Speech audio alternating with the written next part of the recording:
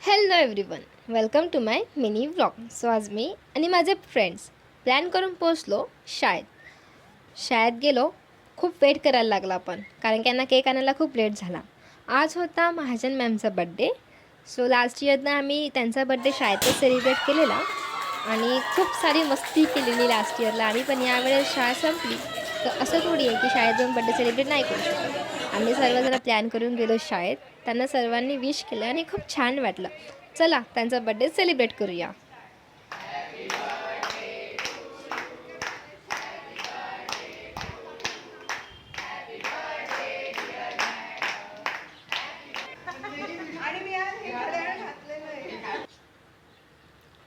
त्यांना गिफ्ट केलेलं छत्रपती शिवाजी महाराजांची एक सुंदर फ्रेम.